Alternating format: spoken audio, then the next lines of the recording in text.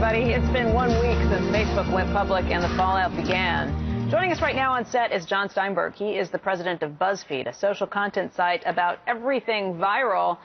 And, Jon, this is a perfect time to have you here. You actually think that Facebook could be a decent stock. I think Facebook is a company that's going to define media over the next 5 to 10 years. Everything from the way that we consume newspapers, magazines, video content. And I also think they're redefining advertising and going beyond the banner. Social is really the new starting point for how we consume all content. And this is the defining company of that transition. They're also redefining IPOs at this point, though. Yeah, I mean, the IPO. Give me pause after you see what the happened. IPO is sort of disconnected from the fundamentals of the business.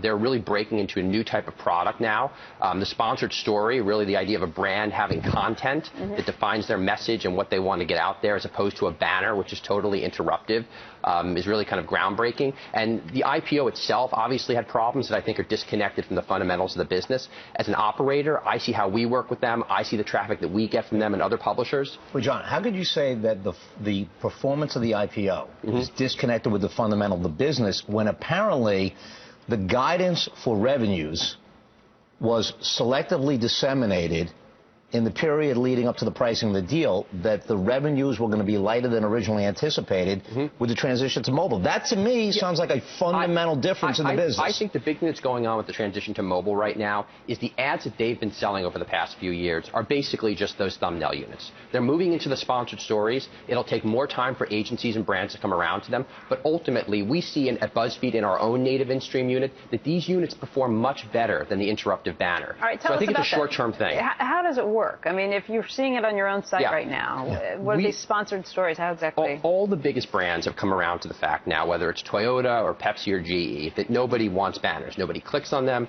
They wash over people. Yeah. If you're a brand, you're going to do social. And social is where everybody is at right now. Facebook has 900 million people that are virtually logged in almost every other day. You have to put out content there that educates and provides interest to people. That's the format that the sponsored story does. That's what we do on BuzzFeed. We have brand headlines that appear in yellow and say sponsored. We do that instead of the standard banner ad. But it's tricky to try and, I don't want to say masquerade. It's tricky to come up with something where you actually, somebody doesn't feel like they're being played, but right? But it really isn't masquerading. And if it's on a Twitter feed, you see a tweet come out from a brand like a Coke or a Pepsi. I'll admit, I follow some brands on Twitter. Or on BuzzFeed, you see posted by in yellow, Toyota. There really isn't masquerading. It's really just the brand telling the message. This harkens back to the way advertising was when it really was good, when Ogilvy was doing ads for Rolls-Royce that explained the benefits of a Rolls-Royce, or Mary Wells, doing an advertisement for Braniff explaining how great it was to fly on their Pucci-colored planes. That's what we're going back to. If it's yellow, I wouldn't look at it. I'd know it was an advertisement. We find enormous click-through rates. Braniff, probably not a good example to use Braniff for successful advertising, given what happened to that company. But it's like, who watches it? We have great infomercials on Saturday. Let me just say that, first of all. They're some of the finest infomercials. Yes, they're ones that I actually would watch. Yes. But who would watch an infomercial? Once you realize it's an infomercial, it's not just an infomercial. If we're doing an ad ad for Toyota Prius, that's the top 20 hybrid animals, which is a post that we've done for What is it? Top 20? Top 20 hybrid animals was a post we put together for Prius. Oh, like, a half horse, half zebra, or a liger, for example.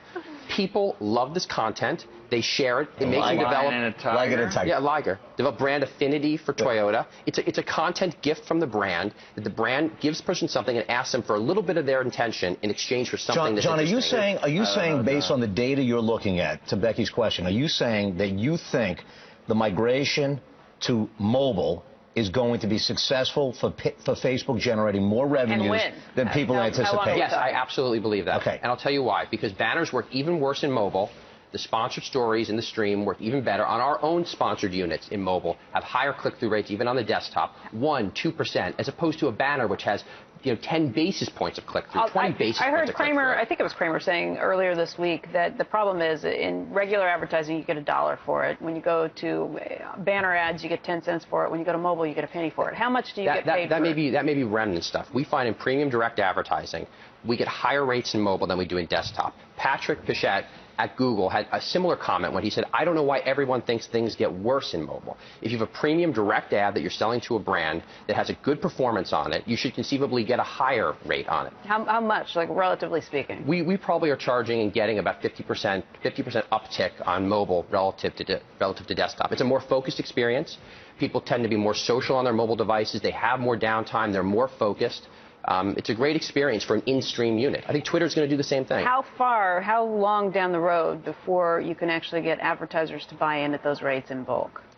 I think that we're already seeing the big mobile networks, are doing bulk at lower prices. And already when we talk to the big brands and the big media holding companies, every order that we do right now has a healthy component of mobile advertising at those rates in it. You got to come up with more. I'm not. All right, let me. $100 billion, we got to go. We're gonna have to you back. I mean, if I see Bill Rancic or Bruce Jenner on TV, I go right past. Right, I don't care what numbers. They'd have to give me some numbers, okay? They'd have to give me a crew. Facebook on the 2013 Richard earnings. Simmons. Okay. Click.